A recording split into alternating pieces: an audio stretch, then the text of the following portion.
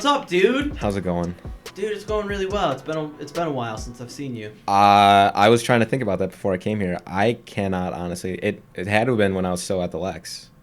Yeah, it was at the Lex. It was like it was the first time. Okay, so for everybody at home, I was at the Lex a couple of times. So I threatened to beat a man.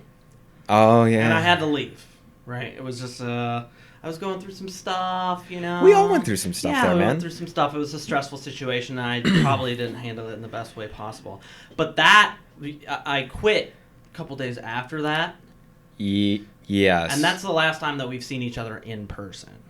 That sounds about right. Yeah. I try not to really think about the Lex all that much sometimes. There's some good times. Well, so I'm doing a show about the restaurant industry in Minnesota, so I am reminded on a daily basis. For sure. I'll have people on here and I'll be like, this is my friend from the Lexington.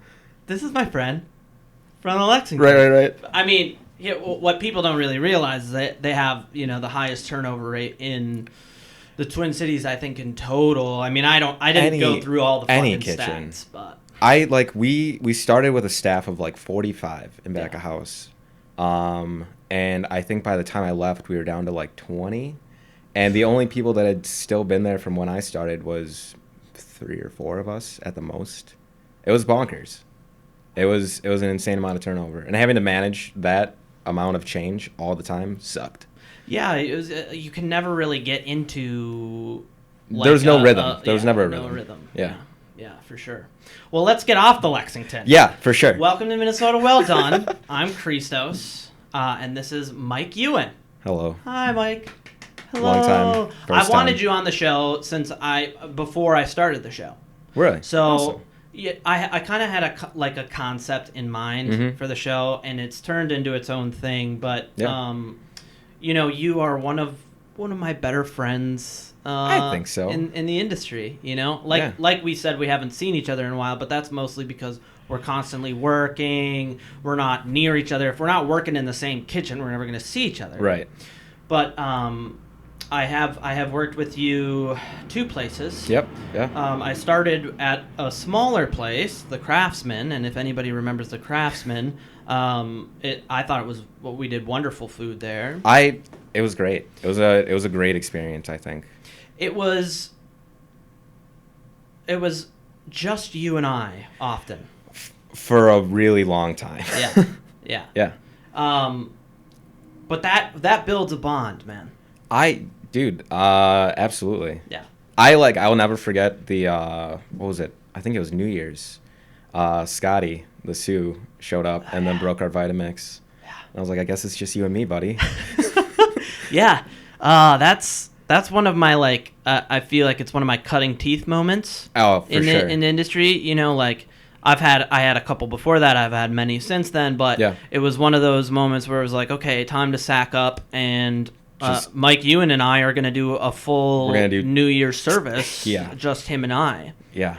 And I remember walking in, and I showed up right as he fell down the stairs, and I don't know, some kind of Russian dressing was just all over. It was chaos. It was pure chaos. And our chef was like, I was like, hey guys, I came in and I was all happy. I was like, hey guys, New Year's, ready to rock it? And he's like, shut the fuck up, clean the fucking chair. I was like, woo, it's gonna be one of those days. Dude, that was the second New Year's I did there, and the first one, the same thing happened to me. One of the cooks just didn't show up, and I got thrown on the grill the same way that you did. And I was like, I guess I'm gonna cook 80 pork chops and steaks tonight. Let's just go, let's roll. Yeah. But that was I want to say the first really serious kitchen that I started working in. Because I started working there when I was 19. I was still in culinary school.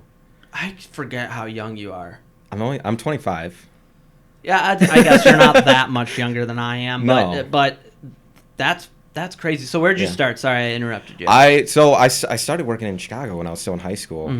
Just this dinky little cafe, Marie's Cafe and Catering. Started as a delivery driver and dishwasher. Yeah. And one of the cooks, I feel like this is the same story everywhere. One of the cooks was just cracked out and had to leave. And he was like, well, you're cooking now. So slap some burgers down. Let's go. I love how you're from the south side of Chicago, so you're just like, I feel like everybody has that story where somebody just got fucking just did too much crack. Yeah, it was. I love it. It was great. I was there, basically my like senior high school. Really helped me like want to get cooking, and then I moved up here, went to culinary school. Where did you go to? You went to St. Paul College, right? I went to the Art Institute before it closed. Okay, I was one of the last classes out of there. All right, yeah, yeah.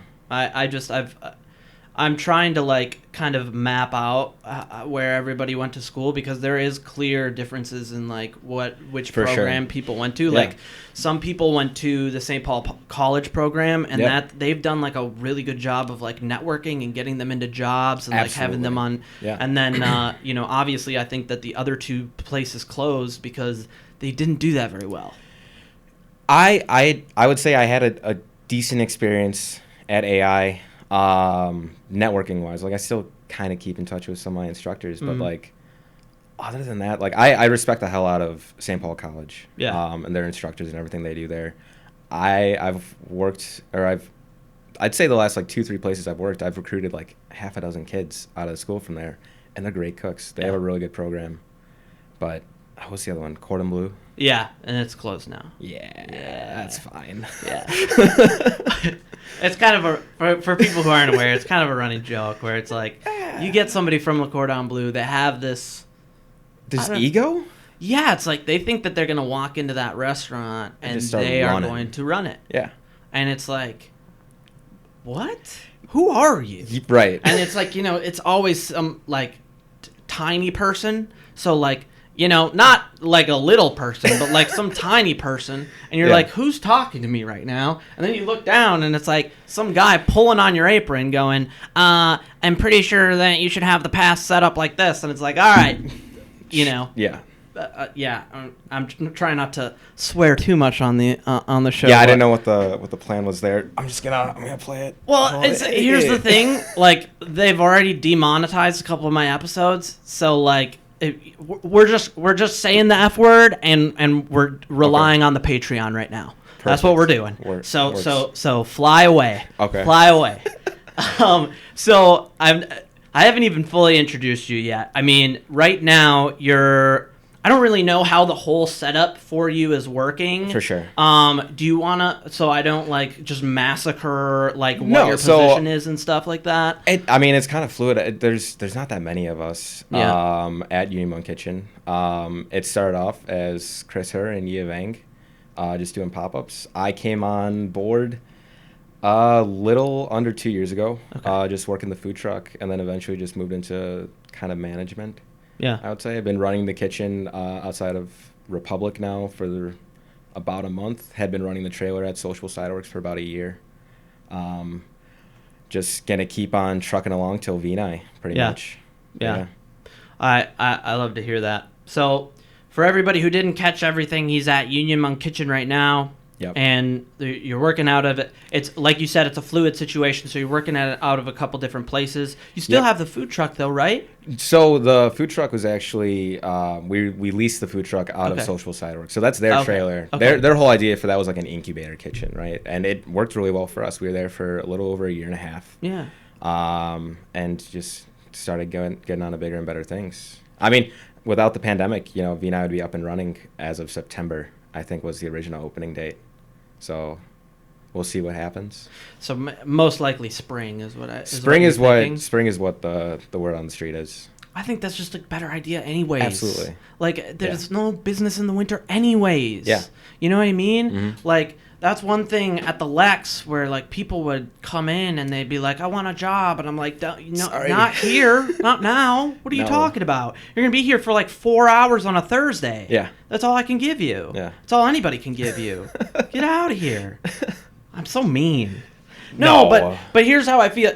So for everybody who's watching, because I kind of like to, I don't know, the whole point of the show is to kind of like plug different places and have them on here and do advertising. So right now it's Yuen Hmong Kitchen. Yuen Hmong Kitchen. And that you guys have it set up in a way that none of these like restrictions are going to really affect you too much. Not too much, no. I'd say our biggest focus has been, doing takeout, doing our caterings. Right now we're doing Thanksgiving meal kits. I don't know when this is going to air, but I can plug that too. Yeah. So we're doing it'll air before Thanksgiving, so perfect. Thanksgiving kids, baby. Woo! I think we're up to 90 orders right now for like birds. It's insane. Yeah. But yeah, like meal kits for 4 and 8, I want to say. Yeah. I love it. Yeah. I love that. So, I'm gonna get a bunch of your little labels and stuff, and I'm gonna pop them all over the episode. People will see. But I want to get into. Actually, first I want to talk about school. For sure. Yeah. Okay. Absolutely. It's something that I've talked with you about before. Yeah. And people are aware on the show because I, constantly remind myself that I haven't gone to school. Right. I've had this conversation with you before. Yeah. For everybody who is younger or maybe even in like the middle of their career and they're like, should I go to school? I feel like I'm missing something here or there. What is your advice to them? Go to college. Go to a 4-year college. Do not go to culinary school. Maybe get the diploma, get the certificate. Don't go to culinary school. Yeah. No. Yeah. No. So I've talked with a couple people about this on the show. And they'll be like, yeah, it's good for this and that and this and that. If you go to a good restaurant, you can learn the same exact things. And you get paid for it. Exactly. Yeah. Exactly. And it's not to say that these schools are a scam. No. It's for someone who has kind of been brought up thinking that they need to go to school for something, and they're used to that kind of structure, and then they go into that, and then they use that to break into the industry. It definitely opened a lot of doors for me. Yeah. And I learned a lot, met a lot of great people through it. That I'm still friends with to this day. But there was a certain point, because I'd been working the entire time I was in culinary school. There was a certain point towards the end of it where I was like learning things, or like in class doing these things. I was like, I've been doing, the charcuterie. I've been curing all these meats and shit for 2 years now. Yeah. Like that's garde manger. Yeah. And that was the Craftsman. I remember towards the end of working at Craftsman, I was like, I know all these things I'm learning in school. I'm just kind of there. Well, the Craftsman was a good place to work. It was great, dude. It was definitely a good place to start off in your career. Absolutely. There was a really solid crew of cooks when I first got in there. And there was a little bit of turnover here and there, but like I would not be where I'm at without those first couple years there. Yeah. Yeah. Yeah. I love to hear that. Okay, so there you go. You heard it from Yuen. Don't go to school. I have a couple friends who, they've asked me about it. Mm-hmm. And I've told them for one, I've told them that I'm going to come out with tutorial episodes on the Patreon. Fantastic. Which will be, that'll be fun, and it'll be mostly sauces. Also, I told them to find a good chef who is willing to teach you. Absolutely. And that can be a little bit difficult because some chefs are expecting you to come in knowledgeable already. I don't know. I don't remember who I talked about it with. Oh, I talked about it with Aaron Cave, right? And he's like, there's at least on the sous chef level, right?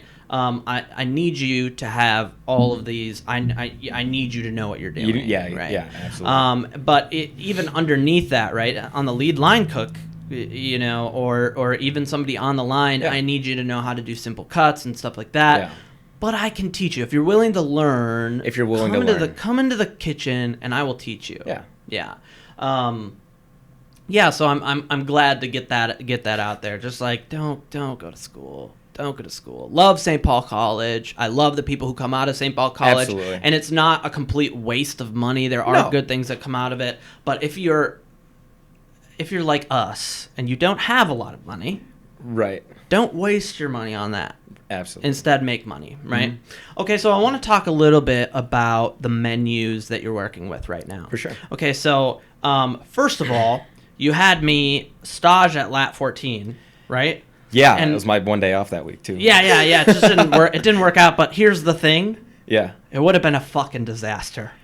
It would have been a disaster because out of all the cuisines in the world, the farther east you get, the less I know. Dude, that was really my introduction to, Southeast Asian cooking. Yeah.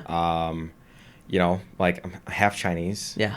But I never worked in Chinese restaurants. Yeah. I never really cooked Asian food in general. The closest I'd get was when we do like carrot curry at like the Lex or stuff like that. Yeah. So like really had no idea. Was going kind of blind in there. Never worked a wok before. Yeah. And now I feel like a fucking kung fu master with my knee just like cranking the heat.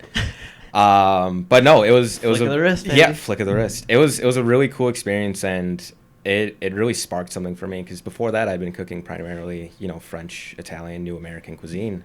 So to find food that I found related a lot to me and my heritage, even though it wasn't quite there, really just opened doors for me and sparked my interest for other things. And I think that's why I really wanted to work with Yea and Union Kitchen. Yeah. Yeah. And see, and that's kind of where I want to segue into, because I'm interested about, like, I grew up on the east side of St. Paul. Oh, yeah. There's a lot of, we're in the east side of St. Paul right now. Yeah. There's Hmong on the billboard, like the language on the billboards. We're like 3 blocks from Checker Bar, man. I know. Yeah, yeah. So I grew up around it, but it's a culture that is definitely harder to experience. Yeah. Like as a kid, I mean, I'm not like coming down on it in any way. One second. Yeah, so I'm not coming down on it in any way, but like the Mexicans would just have me over and they'd be like, "Yeah, this is how you do birria." You know what I mean? Right. And I'd be like, "Oh, now I know how to make birria. That's pretty sweet." I don't know much about the cuisine. Is what you do at Union Hmong Kitchen, is it all Hmong food, or is it like more of a broader Eastern Asian? Is it kind of like how we do New American cuisine, where we make up our own like twists on things? Same, but different is something I say a lot. Yeah. Okay, because cool. you can't really narrow down Hmong cuisine to a singular dish or things like that, because it's an accumulation of a bunch of different cultures. Hmong people were nomadic people, right? Traveling through the hill tribes of Southeast Asia. So you have a lot of like Yunnan, Canton Chinese. You have Thai. You have Lao, Cambodian, Vietnam. Like I say it a lot. It's like fusion, but it's not fusion. Yeah.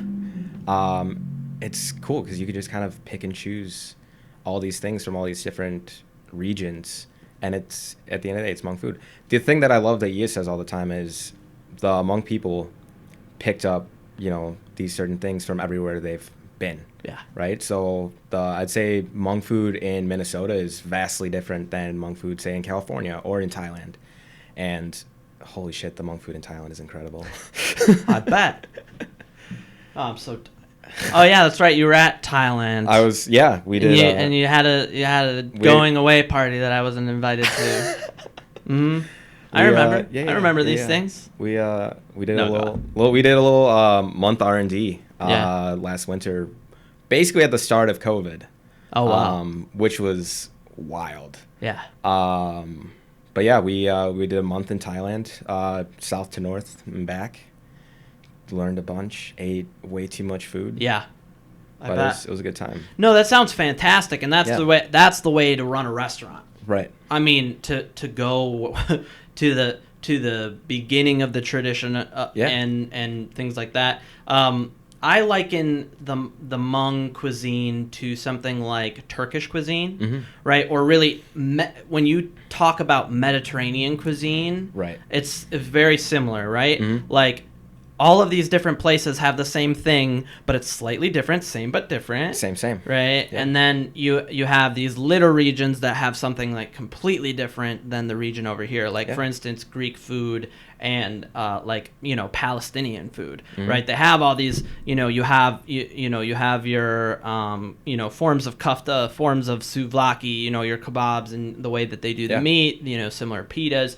But then, the Palestinians have this like this cinnamon, I don't know, this herb bread, and then the Greeks have nothing even remotely like that, right? You know? So I think about it in the same way, and it's cool that you get to experience something like that. It's a blast, honestly, and just trying to take the things that I've learned in the restaurants that I've worked in before. Like, I mean, we come from fairly, I'd say, fine-ish dining establishments, and to take that to this cuisine, to a place where I don't think it's really been elevated wise. The food is incredible, and I really wouldn't want to be cooking any other food right now, to be honest. I love to hear that. I mean, for one, I like that you're happy, but two, that means that the food is going to be phenomenal, right? Because I've cooked food that I'm like, right, we're making this right now, and it just doesn't come out as good, you know. And then I've had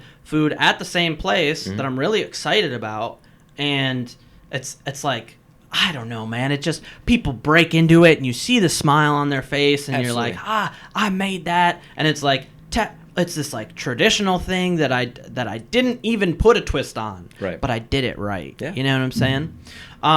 Let's take a quick break and let's get right back into kind of where you're at in the menu process and how I want to explain to people what elevating a dish means. And what that exactly means, like kind of define it for people, because I talk about it a lot on this show, but it's kind of one of those vocabulary words where if you don't work in the industry, you're like, what does elevate mean? Make it more expensive? Sometimes. All right, let's take a break. Yeah. All right, so let's talk about elevating a dish. First of all, for Vinai, are you involved in the menu making process at all? Yes. It's a lot of collaboration, honestly. Yeah. I'd say, I forget if it was like spring or summer, we brought on Marshall Paulson, who was the chef of Birchwood Cafe for forever. Yeah. Amazing guy. Yeah. Tons of insight. Working with him, working with Yia, just trying to hone in these dishes that I believe really, sets up a good starting point for what we can do for Vinai. We're going back to, I'd say, pretty basic food. Yeah. But just dissecting these certain things like curries or rice dishes, how we prepare our proteins. I think that's kind of where I come into the mix, where, we'll do things like a capone or like house soy broth, where we want to make like our shrimp pastes in-house. We want to make our curry bases in-house. We want to know where our proteins are coming from, where our pigs and what they're feeding on, and just treat the ingredients, with a shit ton of respect. Right. But it comes down to like the very basic things. Like we were talking about, like, can we make our own soy sauce? Are we able to use, Tattersall barrels and age our own soy, make some shoyu, like do stuff like that? Like, how nerdy can we really get about this food? That's so nerdy, dude. So nerdy. But like, how much can we do with the amount of time and effort that we want to put in, and what the end result is going to be? Yeah. But dude, we're all over the place right now. It's hard to focus on Vinai right now, just with everything going on, and just in very Hmong culture, just finding a home right now. Yeah. With Republic right now, and the restrictions and everything, it's kind of, questionable. Yeah. And we're just trying to find a place to set up shop and just keep cranking out, keep doing R&D. Yeah. But it's all exciting. Yeah. I'm psyched. Well, so, you hit my nerdy bones. Yeah. You hit my nerdy bone, hit it right here, dude. Because, I don't know if you watched the episode with Andrew. Yep. But I am starting to do my own fermentations, right? Yeah.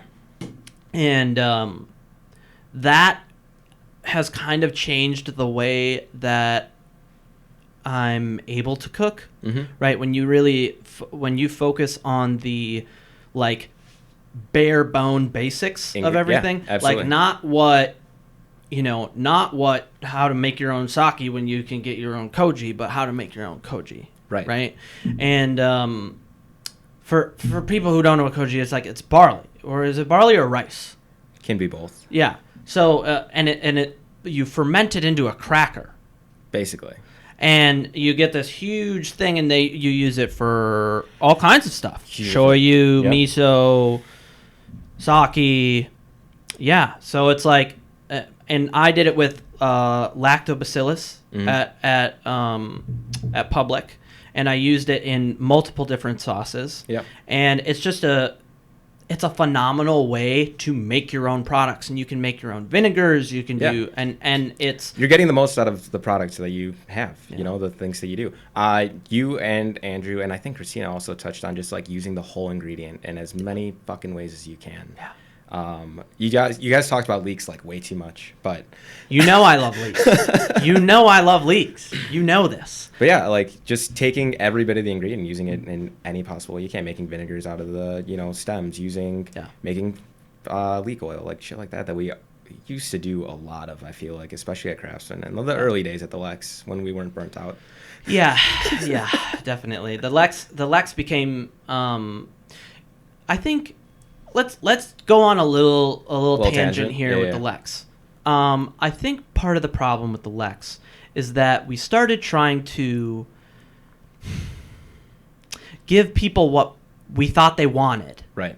Instead of making the best food that we could, and then people end up wanting it, right? That's something that like I don't know where that was lost in translation, but we were trying to find, or at least Jack was trying to find this like we're trying to be a supper club, and the people who come here want supper club food, and so we can make it a little bit more elevated, which we'll get to in a minute, but we need to keep it in this format, right? And so that takes away a lot of a creative ability, and then you add on the crazy hours that we were working, and you add on the fact that there was no flow, and it's just there was a lot of inconsistencies in that kitchen.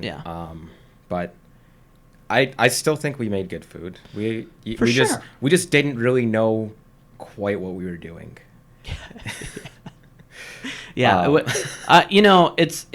It's funny because it's like, I had Jack on for the first episode of the show, and he was so giving in the episode. If you guys haven't watched it, you should go back and watch it because it was a great episode. But he's just like, people talk shit about Jack for various different reasons. Yeah, fuck you, Jack. No, but he gave us a chance in a lot of different ways and taught us a lot at the same time. I say it all the time. I learned so many things at the Lexington, good and bad. Yeah. Good and bad. Yeah. Yeah, there's definitely some bad habits that I picked up at the Lex. Oh, yeah. Definitely some bad habits that I picked up at the Lex. But that's enough. That's enough Lex talk for at least this segment. Jesus. So, talking about elevated food. Yeah. Okay, so here's how I explain to, somebody who's never worked on a line what elevated food really means, right? First of all, you start with the best ingredients like you were talking about, right? And the best ingredients does not mean the most expensive or fancy, or you need the cheese that's, from this part of France specifically, and you need to use it. It's not about the expense, it's literally about the quality. Yep. Right, like I talk to Carla Mertz, and she breeds her pigs Mangalitsa hog with something else so that the pork marbles. Yep. Right, that's a quality product. Right, same with lamb. Lamb is like the differences between if you when you cull it, or how you break it down. It changes the amino acids in the lamb so drastically that if you don't do your homework and you get one from Colorado instead of Iceland, right, and they do it in a different process, and you're using, the wrong lamb for the wrong dish, right. It turns out just being, you might as well go to a literal supper club, right, or a diner, right. So you start with that, but then something that I've learned is you start to mesh techniques. Yes. That is probably one of the biggest lessons that I've learned in cooking that has spread to the rest of my life is to nothing is rigid. You can't be rigid. Especially when cooking. Absolutely not. And so like I call it my first elevated cooking job was at D-Spot. And it's like explaining to people D-Spot is like, it just sounds like I just fried chicken, right, for 3 years. But I mean, the dude has 437 different sauces. Yeah. He's staged all over the world, and this is his niche, right? So he's melding mint pea stew with a green curry, all made in house. You're just constantly honing, right? Well, yeah, you're honing and you're like making new Yep. connections Yep. every day. So I was using French techniques Yep. to make a chicken wing. And then the next day I was, making a roux for this sauce and then mixing it with this green curry that we had. So it was mixing a French and an Asian technique. Yeah. And so then now that I'm constantly educating myself on different cuisines, I'm able to use those techniques to really lock in certain aspects of, like, for instance, Greek food. Yeah. Right? To take a Greek avgolemino, right, and set it in agar, for instance, right? It's you can distill that flavor and you can use it in all these different kinds of ways, and you can make designs on your plate, and it just elevates the food, right? And so when you say we're trying to elevate, that's how I look at it. You're taking these older techniques or these spread out techniques or a specific ingredient, or like, let's just say purple rice, for instance, and then really taking it up to a level using maybe a French technique or maybe like a traditionally Italian pepper to give it a different twist of a taste, because that's really what makes it taste better. Am I on point with how I'm? You're absolutely on point. Yeah. I mean, like, I think the one thing that I'm really excited about is just using Marshall's connections with, like, the local farms that he's used for years at Birchwood to give us incredible ingredients, and then use the utmost respect with those ingredients. The foundations are there, right? The techniques, the things that Ye knows about his food is there. Yeah. And I think it's my job to take my experience and what I know, what I've been cooking, and just mesh that in a way to just make just that next level kind of food. Yeah. Like, for instance, like the wood fire grill at the Lex. Right? Yeah. That was the first time I ever worked wood fire. Yeah. I briefly burned my shit at Upton 43 on their hearth, which was bonkers. Yeah. Bonkers hot. But like, one of the biggest piece of equipment on our line right now at Vinai is going to be this wood fire grill. Yeah. And I mean, to just go to the very basics of cooking food on fire is so cool for me. Yeah. And that's what we did a lot at the trailer. I mean, we had at one point, I think, 3 different wood fire grills just cranking. That's so cool, man. But just those little things about, like, how we want to cook our food, just, I think, makes it so much cooler and so much more exciting to cook. Yeah. For sure. Yeah. No, I agree. Like, what people don't fully grasp about cooking is it is an art and a science that you can study for generations. Oh, yeah. I mean, not even getting into different cultures and, the different ingredients, but if you really want to be a good chef, you need to know about agriculture, you need to know about metallurgy to take care of your knives, you need to know about movement, and Andrew and I talked about movement in the kitchen last week. You need to, and then you brought up heat, man, and like, it sounds so simple until you work on a wood fire grill, and you're like, you can fuck up your shit on a wood fire grill, not just yourself, but like your food, man. Like, the amount of times I've seen grease fires at the Lex, it's just like, oh yeah, buddy. Yeah, that's not great.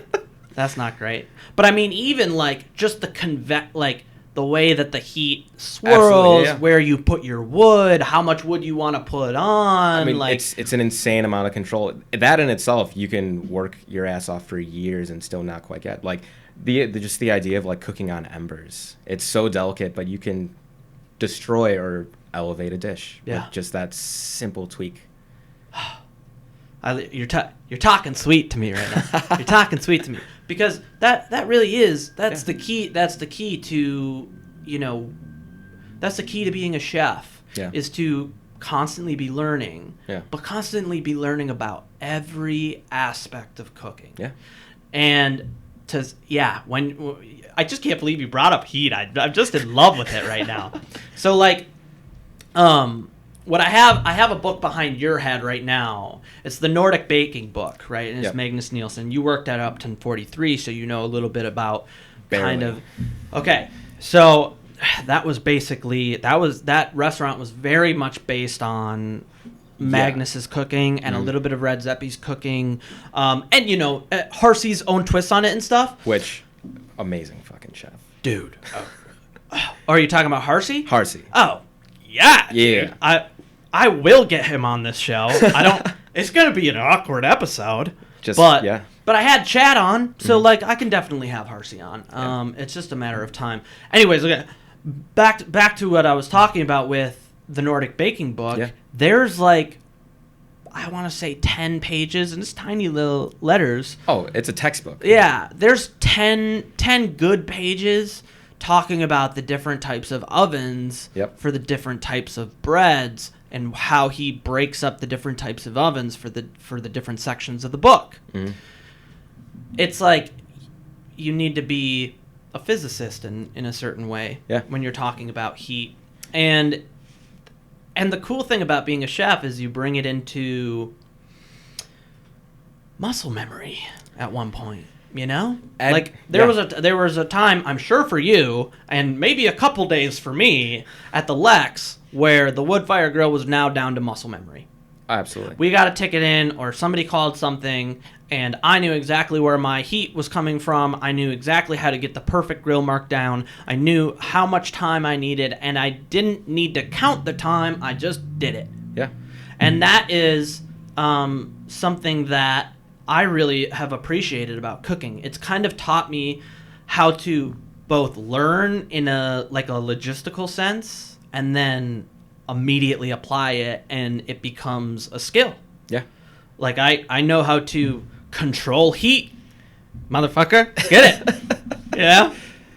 No, dude. I when you and Andrew were talking, like every movement has a purpose in a kitchen, right? And when you can get it down to just this form of like, all right, every literal thing that I'm doing right now has an actual purpose of whether I'm grabbing my knife, grabbing the pan, everything.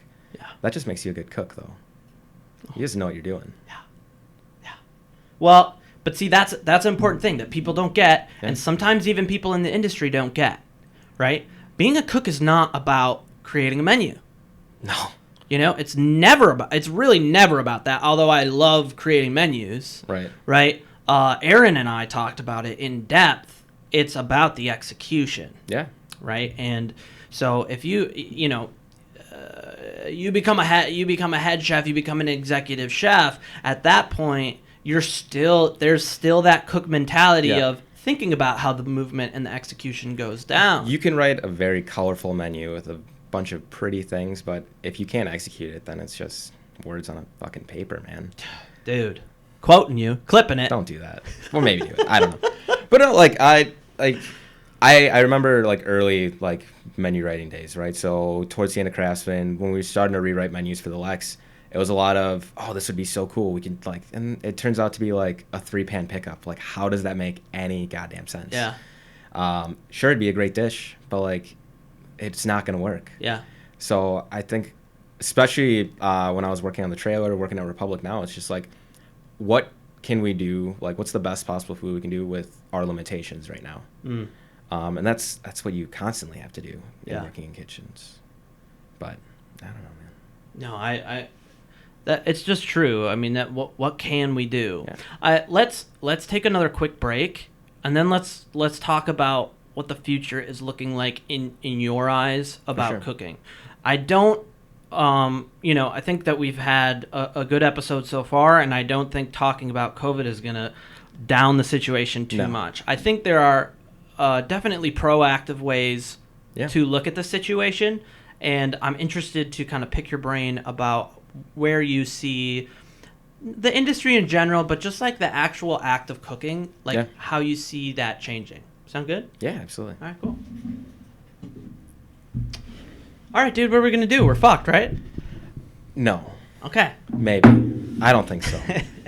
I was talking to one of the servers at Republic, and he made a really good point. He said the service industry, the restaurant industry in general, everybody works into it, we're fucking cockroaches. Yeah. You can't get rid of us. Yeah. Doesn't matter what you try to do.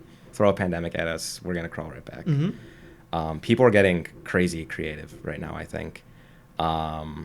And what else are we gonna be able to? What else can we do? You know, we have to adapt and evolve. Exactly. I don't know what's gonna happen to dine-in services the rest of the year, next year, but I don't know, man. I try to be optimistic. I feel very optimistic about the situation, to be honest. Yeah. Now, you know, at a macro scale, For sure. right? On a micro scale, there's many people who their specific business model isn't going to work anymore, and that completely ruins their life, right? Yeah. And I'm not trying to make light of that situation at all, right? When I'm talking like, you know, in the hopeful way that I am talking. But if we look at it from a more reserved and objective point of view, right? The industry has always been changing. Yeah. There's kind of a running joke that people don't know when somebody like plates a food, like a piece of food in a certain way, and you're like, oh yeah, man, it's like we're partying like it's 1999, like we're back in the 90s, because back in the 90s the economy was booming, and I mean, I'm not an economist, but I know that a lot more people were putting money into desserts, pastries, and it was all about, can we get this special truffle, and we'll put the special truffle on bougie. The dish. Bougie, man. Still try to be bougie. Yeah. But yeah. Well, but here's the thing: is we try to be bougie on a budget, right? And people who come in aren't willing to pay bougie prices. I feel like there's this change slowly happening, though. I'd say at the start of the pandemic, it became more of a people are just trying to support their community, right? Yeah. But I think that kind of got a little boring for people. Yeah. And, you know, things were looking really good going into the summer, I think. You know, people were going out more. People were thinking that it was going back to normal. And they expected more. And I think our food changed a little bit with that. But it all comes back to just, like, right now, literally surviving. Yeah. Like, how can we get through this summer? How can we get through this winter? What is going to attract people to our menu, to our food, than someone else's? It's not try to take away from other places, but just literally survive, right? Yeah, no, I agree, and I hear the survival aspect. What I'm trying to bring up is that the whole style of food it completely changes, right? Yeah. And so like you said, we still try to make it bougie, and we still make it bougie, we just do it in different ways. Yeah.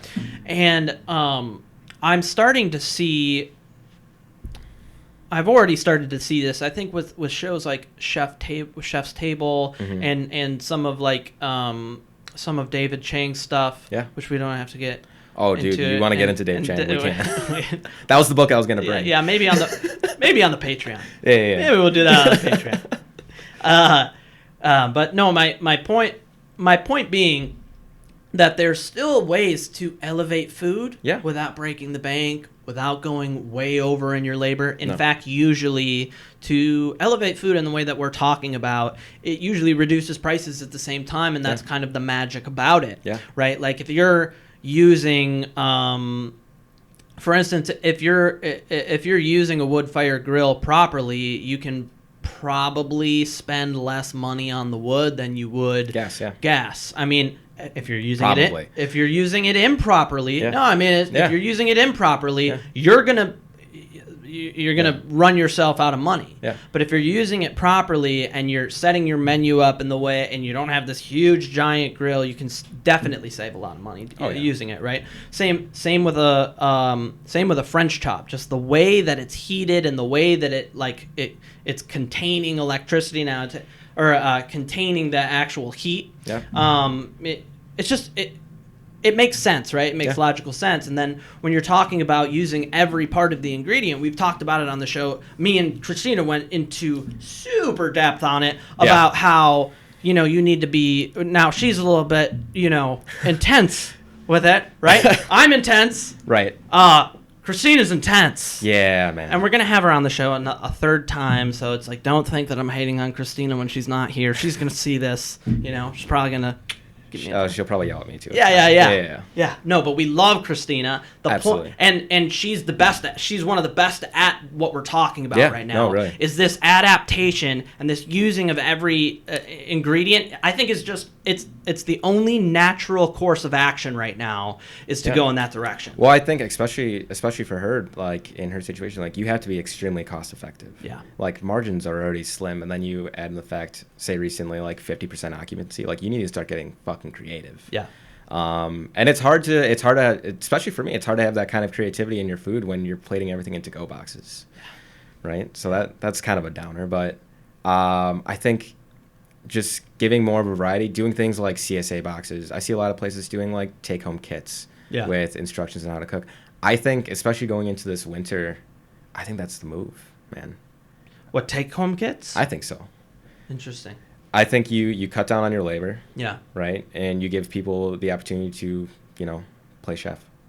I like that. Yeah. I like that. I have a specific theory. Now, I'm not cooking right now, so, maybe, what does my opinion even matter? Here's my thought process on it. Yeah. I've already seen this change take place. Mm-hmm. You have your food, I don't want to call them like lower rung, but you have your less well-off people who started with their food trucks, or they started, they have a 4-table restaurant in a strip mall. They are elevating their food. Yeah. They're able to elevate their food, and they're kind of like, they're catching on real fast, right? For instance, like Bap and Chicken is a place that I've experienced. Their food is just, it works with to-go. They've really adapted to the whole to-go situation. And then on the other end of that spectrum, you have people who have been trying to be way too bougie for way too long. Right. And, you see that with Birchwood. You see that with Lexington. They either need to adapt and kind of lower not lower their standard of quality, but lower the gold foil that they put on, that they leaf it with, right? I mean, in a metaphorical sense, they don't use gold foil, but it's stop putting lipstick on it. No, I totally agree, and I think that's kind of what made it a really smooth transition for us with Union. Is we were on a food truck. Yeah. Like going to takeout was much easier than say any semi-fine dining restaurant in the city right now. Yeah. Like you're changing your entire concept. Yeah. Right. And a lot of times, like the whole basis of what your like restaurant stands for, right? Like you're still trying to, I guess, give that experience. And I think that's why I like the idea of like the meal kits or the CSA boxes and shit like that. But it's not gonna be the same. Yeah. No. Which sucks, man. I miss going out to eat.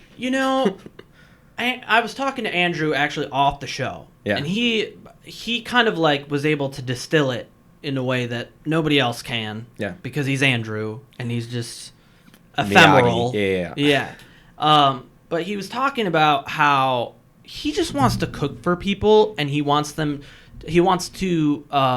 give people sustenance that they can enjoy. Yeah. And I'm not sure who I talked about it with on the show, but the experience part of it, it doesn't have to be that experience. Right. There are a million experiences that we can give people while giving them the food that they need at a price that they can afford, and sustaining a business where we give people jobs. Yeah. Right. It's not going to be white cloth on a table. No. I don't think you can do that anymore. No. I don't think you can do that after this, honestly. No. It's going to be extremely difficult. I think what it's going to force people to do is to go back in time a little bit with cooking. Yeah. Right? Kind of like this pre-industrial thought of what cooking is, where you go to a restaurant and cooking for a community rather than cooking, absolutely. Mm-hmm. It's I talked with Aaron, and the Hope and Gnome and what's the other place they have? Wood Fired Cantina. His whole kind of like mindset is based on community. I definitely see it with you and Yia with Vinai and with Union. There is a community thought in your mind constantly. Cooking for the community. Absolutely. It's the way to go. Yeah. And it's really what cooking is really all about. Mm-hmm. And it's just going to have to change in that way. Yeah. You know, but that doesn't mean that chefs have to be less artistic or creative or anything like that. In fact, I think that it's a good opportunity for chefs to become more creative. Absolutely. Yeah. Yeah. Yeah. I mean, like I hate on the takeout or not the takeout, the take home thing. Yeah. A little bit. Just simply because then I'm not cooking the food. Right. You know what I mean? And I try to get out of my own way a little bit, but my ego hasn't been completely murdered yet. And it's like, okay, I want to cook for them. Right. You know what I mean? Yeah. You might as well, just like wrap up shit from the grocery store, son. Yeah. That's how I feel about it. No, for sure. But at the same time, you're right. That is kind of a cool experience to like learn how to cook something, and you get this card of like, this is how, and like maybe a little picture with you, doing a flambe or something. Yeah. I mean, that's cool. You've been really creative in trying to, reach out to everybody that is, wanting to go out to restaurants right now. Like not even just him, but the amount of chefs I see doing like online classes and like Zoom classes for cooking and shit like that. Yeah. Like doing as many things you can do to, for one, like stay relevant, but also like just keep pushing your idea and your creativity. Yeah. Yeah.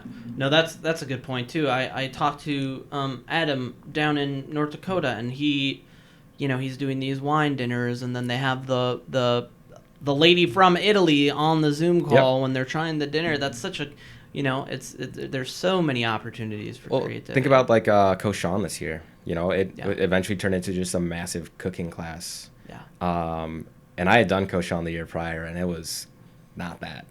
Yeah. It was pure chaos. Yeah. But just to see how adaptable this industry is incredible. Yeah. But yeah. So, one thing that I'm excited to see you do and to learn from, I don't remember his name, Marshall Palmer? Paulson. Marshall Paulson. I want to see more of the link between the agriculture and the restaurants. Because there's a lot of people who talk a big game. Oh, yeah. And then they don't. Well, don't deliver. Yeah. It's like, okay, yeah, I get it from Peterson. It's like, and that's not to diss on Peterson. I love Peterson, but I'm saying like, no, you just know about Peterson. You went to Peterson. You got the Peterson number from somebody. You're not like doing R&D like you're doing, man. I'm just like I love it. So we do have the space for Vinai, and the backyard of it, ideally would be like a garden that we would be able to use. And I mean, I've been working with Urban Roots for a little over 2 years now. We're partnering up with this urban hydroponics group. Very cool. As well. Just trying to again get the best ingredients we can and get creative with it. Yeah. And just keep it local. I have a question about hydroponics. Quick, if you've been going into it, the biggest problem that I see with hydroponics would be a lack of varied organic material that they'd be picking up in a regular soil situation. Is that a fear of mine that is unwarranted? I think, particularly with hydroponics, from the little that I do know and the little that I have experienced, is it's much more consistent of a product, and the flavors, everything's still there. Yeah. I think the one thing that I would miss sometimes are just like little impurities. Like for instance, we're getting Thai basil hydroponically grown, and you don't find the purple in it. You don't find these certain things that you'd only really pick up if you were growing it, in soil. Yeah. But other than that, it tastes great. Yeah. It lives a hell of a lot longer. Yeah. I think that's something that we're definitely going to be going forward with. Absolutely. Oh, I love that. No, the question is a question. It wasn't. Yeah, it definitely wasn't loaded. No. I think what you're doing is phenomenal, and I don't know much about hydroponics. I've started to learn more and more about the soil, and so then it's like there's this whole other side of it that, especially in the urban areas, would be Andrew and I talked about it. It is the move. It is the future. Yeah. I mean, you have all these empty buildings. It's like, what are you going to do? And then, well, there's a bunch of stuff that you could do. Right. But really, it's like, you need to grow this food. Yeah. Right? Well, why not do that? Yeah. I like that you guys are doing that because there's not that many places in Minnesota that do something like that. Yeah. I worked at Broder's and they had a small garden, Mm-hmm. and we would do herbs out of it, and Yeah. we'd get some eggplants and some tomatoes, but not anything too. Not enough to sustain a restaurant. Yeah. No. Yeah. I think that's, for us, it's just kind of exciting to just think of like, what can my seasonal menu be? What can we plant this year for next year? Like, what's my menu going to look like next year? Oh, that's. Yeah, that's Yeah. gotta be fun, Yeah, dude. dude, that's love huge. That. Mm-hmm. Yeah, I love that, and that's another thing that I think is going to end up changing. Yeah. It is changing a little bit now, but it's kind of like it's a little bit more like frou-frou to think like that. Where how many, what's your yield like, right? Yeah. And so, you have extra, your chickens did really well this year and you're sold out of hogs, or there's not a processing plant for the hogs, so I got to completely take pork out of the menu. Right. Or your tomatoes did really well, but you had a blight on your, on your squash this year, so I got to kind of rework my autumn menu. It's like to do that instead of, you don't have this, okay, I'm gonna go over here to the south of Idioma somewhere and still build the menu that I want. Right. Instead of you kind of, it's really working in the forward direction, but what we've been taught, it's kind of like reversing our thinking a little bit. For the longest time it was like, you have these restaurants with like signature dishes that are always out of season, and just doesn't matter what season it is, it's constantly out of season. But I think that's what I enjoy about cooking, is being able to adapt, and I think that circles back to Hmong cuisine, is it's constantly adapting, it's constantly evolving with what you have available. And I think that's probably one of the things I'm most excited about with Vinai, is what can we do, like what are we gonna be able to fucking crank out of that kitchen. Oh man, dude. Yeah. God, you got me excited. It's been a long process. I mean, Yia has been looking to do this long before I even came on board. Mm-hmm. And to be able to be a part of this is huge. Yeah. I've talked about before, like I really don't know if I would still be cooking. I certainly probably wouldn't be cooking in Minnesota if it wasn't for Yia. Like, he gave me an incredible opportunity. I was gonna move back to Chicago, man. I was done. Wow. I was done with it. I was that burnt. Makes sense, though. Yeah. That makes sense. It's a common thing, man. Yeah. So, okay, we have like 6 minutes left in this segment. Okay. I want to talk a little bit about that relationship that you have with Yia. Yeah. Because I've had that relationship with chefs. Mm-hmm. And it is a love that is really, it's unfathomable to some people, because what I love is cooking. Yeah. Right? And when people are able to facilitate me cooking the way that I want, and teaching me and paying me and like taking care of me in a lot of ways, raising me, there's chefs who, like, I'll get, weird daddy issues with, they're like, I'm not your fucking dad, boy, but that's just being a little bit comedic about it. Yeah. It's true, man. No, it's grown into a really, really amazing friendship and mentorship, I'd say. Yeah. I started working with Yia when I was still at Lat 14. He was kind of consulting a little bit. Yeah. While still trying to do his own thing. I helped him with Koshan, and I was hooked. I was like, I want to work for this guy. Like, whatever I can do to get into his kitchen, pick his brain about what he thinks about food, and it's been incredible. And it's helped me get back to level. Because, for, I'd say, close to, 2-3 years there, it was just, constant 80-hour weeks, just burning the stick at both ends. Yeah. And to just, for one, having that refreshment of cuisine, but also just that work environment that's creative and still demanding, but not in the sense that like you're gonna fail. That like, you know what I mean? Yeah.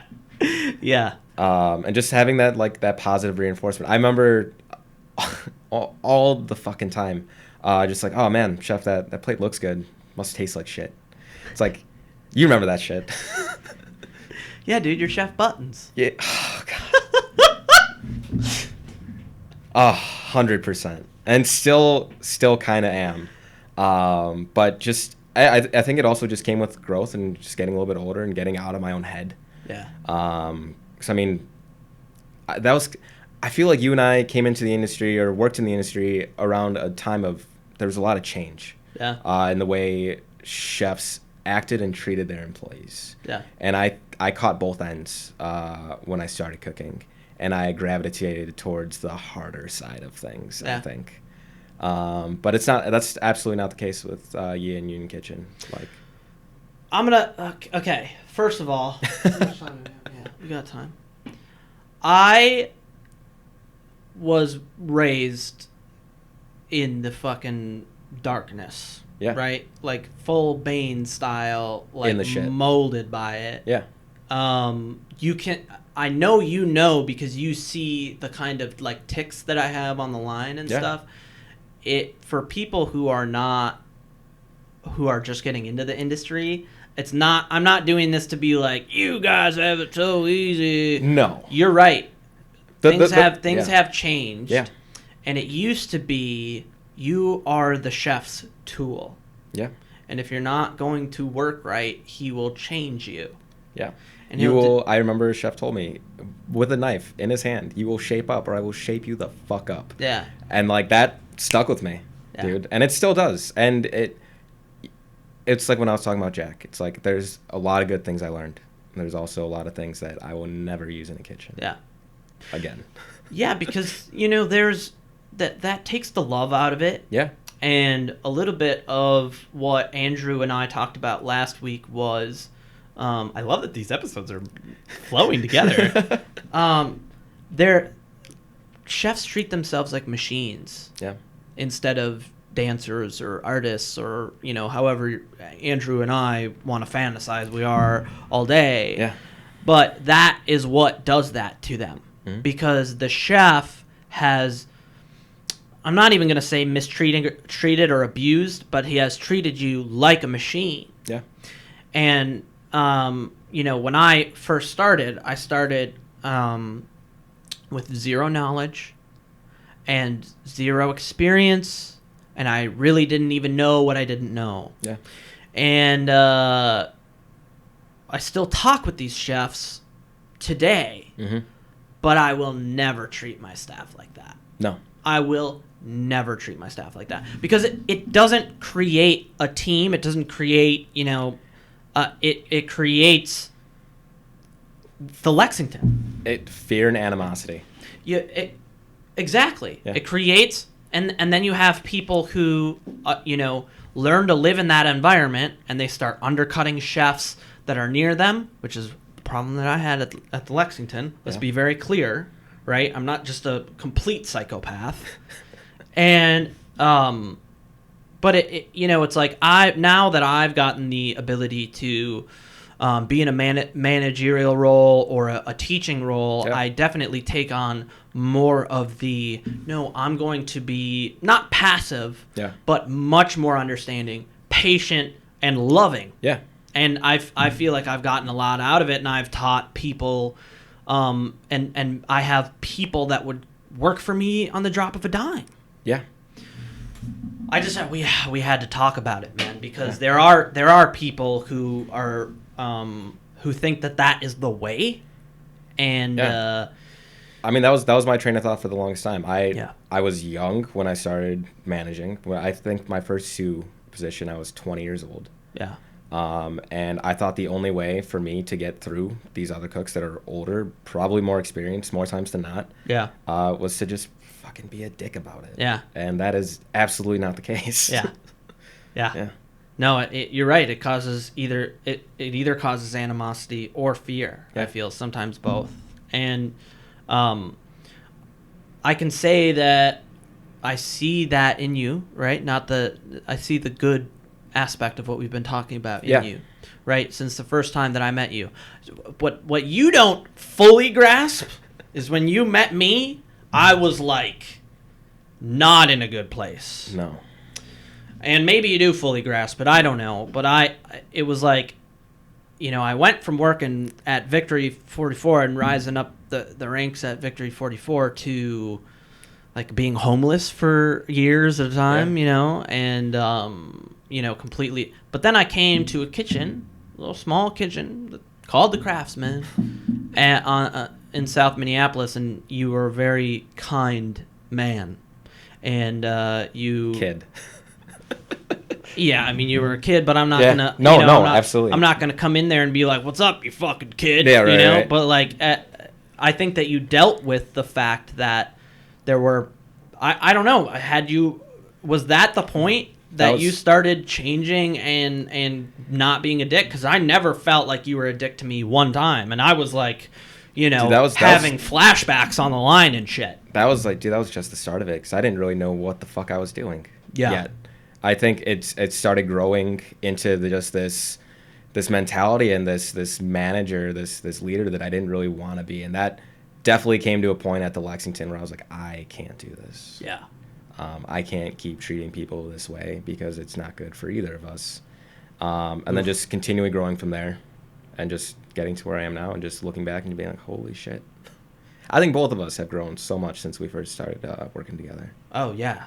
Yeah, it's been crazy, dude. Yeah. I mean, I've made serious changes. Yeah. Serious changes.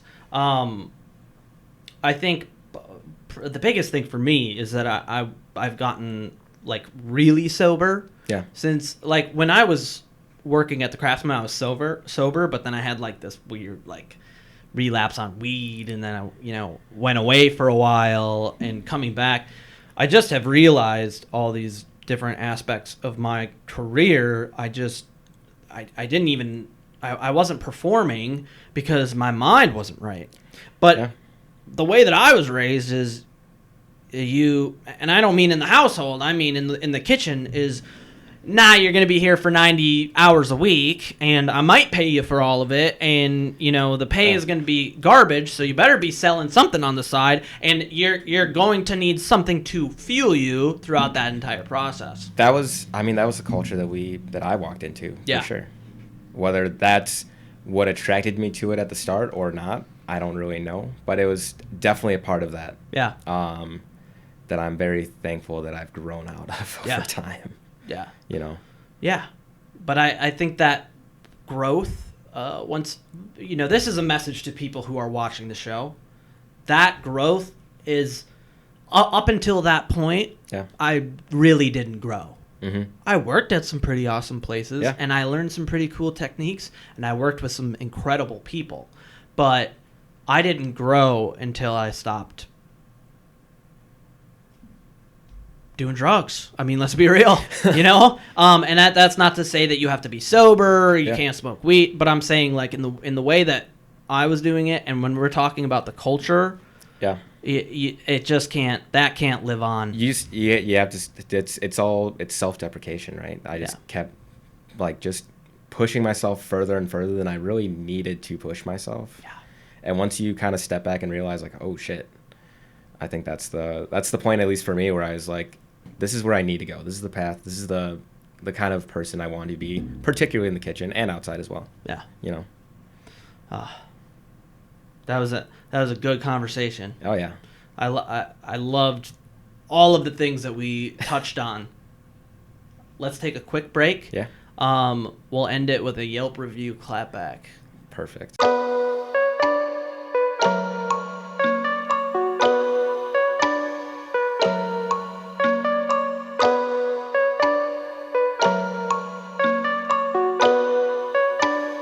Buddha, shut up.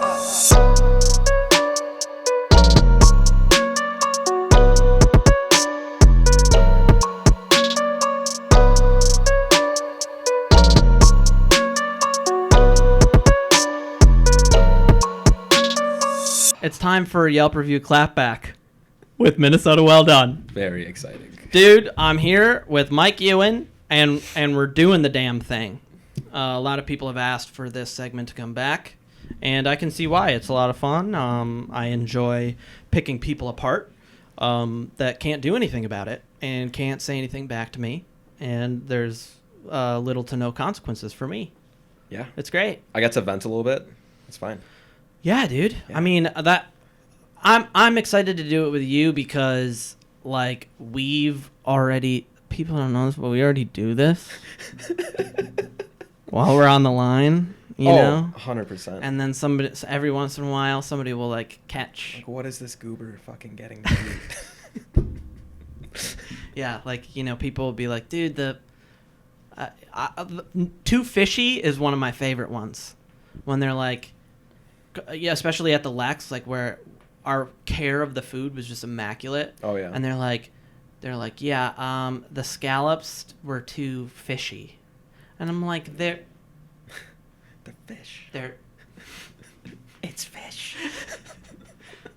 Well, but scallops, like, that's not even what happens when they get old, you know what I'm saying? Yeah. Like, it's not like they were old and, like, they got that, like, weird flavor. Like, it was just like, you don't know what you're ordering, you fucking dunce. And then you're like, Christos, you need to calm down. I'm like, oh yeah, Christos, you need to calm down. All right, let's get into it. So we decided to do French Meadow because we just had Andrew on. Shout out. For those of you that don't know, Mike is Andrew's friend as well, and We go back. He would never do this. No, he'd be far too polite. Yeah, he'd be like... They make some good points, you know? He's like, you're right. Yeah, You're right. My shit was off that day. Goes home and whips himself. No, I love Andrew, and I love him for that, you know, that aspect of his character. But it wouldn't have worked out. It would have been like he would have been taking it constructively. You know what I'm saying? That's not what this is about. No. We're just gonna talk some shit. All right, cool. All right, so let's see. We found one earlier. I got to go back up to it. All right. Frustrating. All right. This is from Gianna S. You ready? Let's go. All right. Normally, we like the avocado toast. Great start. Dude. Okay, for one, can we just talk about avocado toast quick? Yeah, let's do it. What the fuck? I don't know, man. What the fuck, dude? That's not... I don't get it, dude. It's not like... You're expecting... we got the avocado toast there. It was avocado on toast, and it was really good, so everything else is going to be, you know, just like that avocado toast. It's a great baseline for the rest of the meal, I'd say. And baked goods. Do they do their own baked goods at French Meadow? I don't know. I think so. They've been around for long enough where I think that they would probably have the infrastructure set up. Yeah. You know what I'm saying? So normally we like the avocado toast and baked goods from here. But we ordered the bison sausage. It's a total 180. Dude, yeah. Can you just... It's like... When I go to a restaurant, right, and I know that they make, I don't know, for instance, good steak, right? And then I go, oh yeah, I got the pasta. It wasn't the same. No shit. You can't go into something expecting something completely different. And that's what when people put food in a box, right? Like we were talking earlier. Yeah. You can't be rigid with food, no. Right? Their avocado toast is, you know, it's got to be the same seasoning that they put on the bison. It's a themed restaurant, right? Fuck out of here. All right, but we ordered the bison sausage with DoorDash and couldn't do anything about the complete raw middle once it was delivered. All right, so Mike, do you want to explain to the people at home why bison sausage wouldn't be cooked? It's like beef. You know, you could have it rare, you could have it mid-rare. I like it rare. I think it's delicious. Yeah. You could have bison tartare if you really want. Mm-hmm. Yeah. So, is this person, do they have no idea what they're talking about? I would say yes. They have no idea what they're talking about. And they gave a 1-star review. Here's my message to people, okay? When we're doing this. Here's my message. I'm coming for you, dude. Because this affects our friend. Yeah. You know what I'm saying? It affects the livelihood of our friend. And he's not running the restaurant, but now that it's during COVID, right? You got it with DoorDash, and you're upset about the bison sausage being raw in the middle. Okay. But I haven't shown you yet. Is that raw, Mike? It's mid-rare. It's great. I'd eat that. It's the kind of person that orders a fucking hockey puck with a filet mignon. Like, can you just cook it until it carbonizes? Can you sell me beef that breaks my teeth open? I can't stand those people. Oh my god, I got so angry I just slipped away from it. Okay. But here's the thing. What she says at the end is like it should have been a hint, but people don't take a fucking hint because they already want to put their bad review. Like I feel like when people make their Yelp reviews, they're already in a bad mood and they're just going to write it. Oh, yeah. Like, and then they just look for something that they're like, oh, it's pink in the middle. Like, just yes. Finding something to complain about. Mm-hmm. Yeah. Every piece on both orders were like this. Okay. So it's consistent at least. You know what? As if it was supposed to be cooked. Just like that. Nail on the head! Nail on the head! I got, 3 pieces of sausage. They were all cooked exactly alike. Yeah, that's how you're supposed to do it. Well, Gianna, you've written 6 reviews. I'm not going to look at your other reviews. It's pathetic. Do your research before you... Brutal. Yeah, it just makes me so angry. It just makes me so angry. But let's get it back light, okay? We're going to make fun of this next dude, all right? Because here we go. Noman P. Okay, this is a 1-star review. I ordered almond croissant, avocado toast. It's back, baby. Yeah, dude, there's clearly... There's a reoccurring theme the last couple episodes. I don't want to be that guy, but when people talk shit about avocado toast, the only bad reviews I see on here are people who like the avocado toast. So maybe, yeah. And Cajun hash browns. Okay, so I cut it up weird for you, but realize he ordered a croissant, avocado toast, and hash browns for his meal. Well-balanced meal. Yeah, dude, maybe if you're in the 90s. Fuck. Holy shit, dude. Are there pictures on here? Let's see. Sunnyvale, California. Oh, yeah. Well, I don't know, man. Maybe not a full plate of carbs would be the best idea for you, man. Yeah, maybe think about it before you order an entire meal of just straight unusable calories. Just carb loading up to write the review, man. Okay.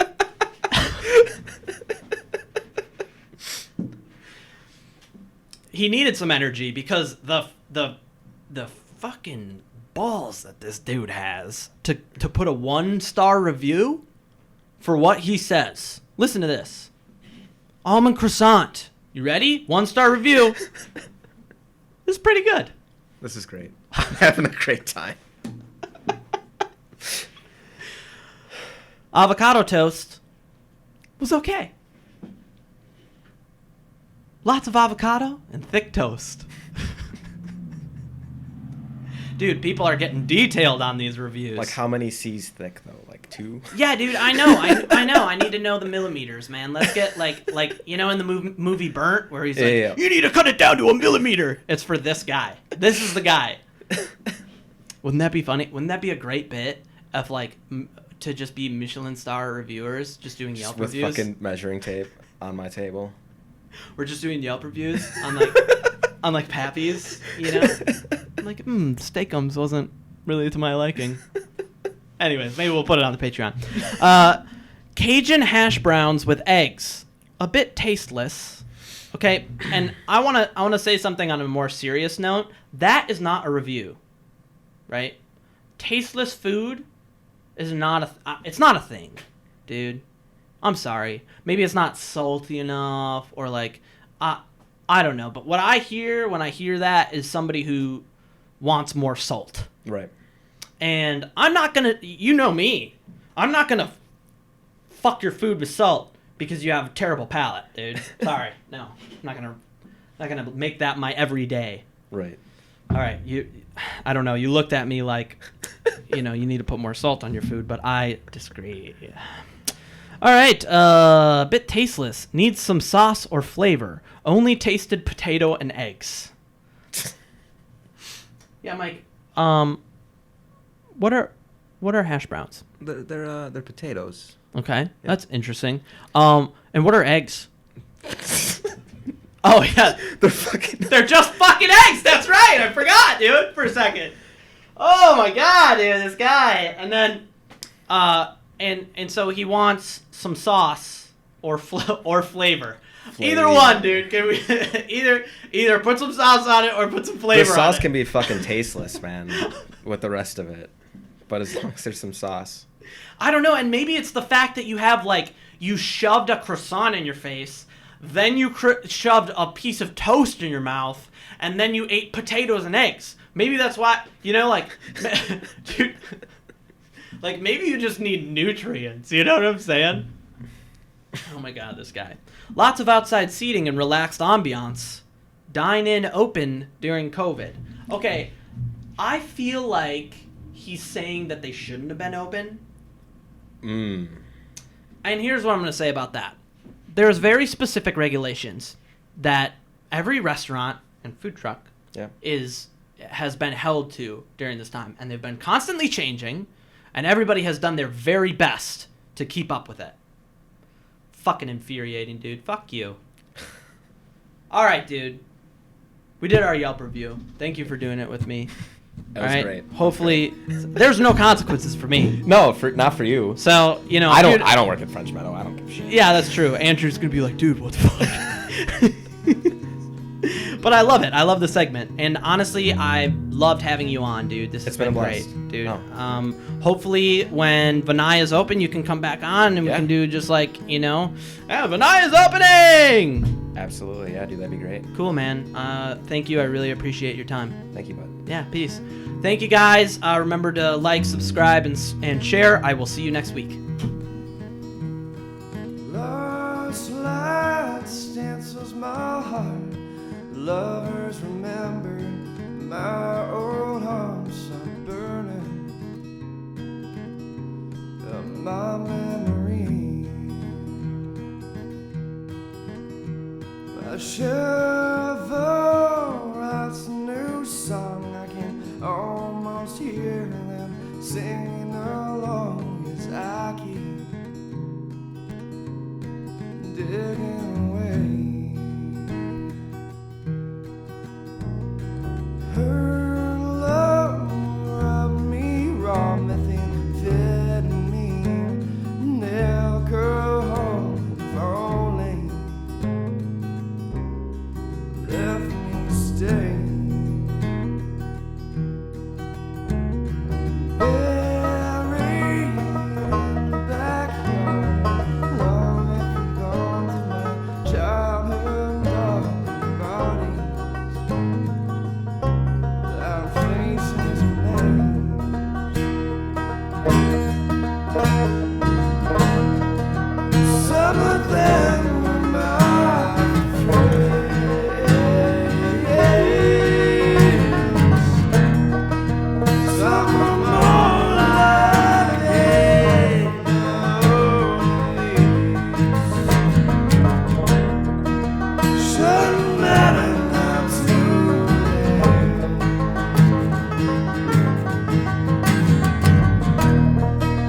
Jesus, it don't mean much to me.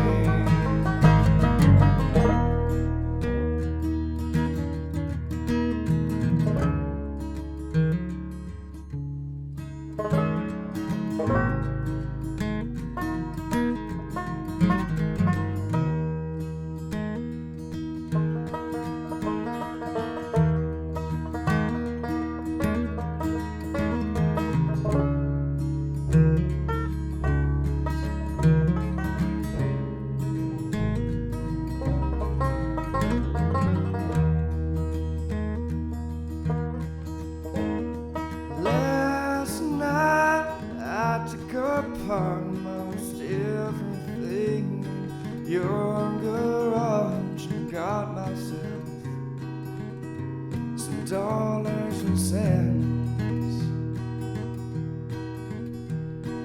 Taking off to St. Paul where I will surely spend it all on Hope Street, the last house on the block.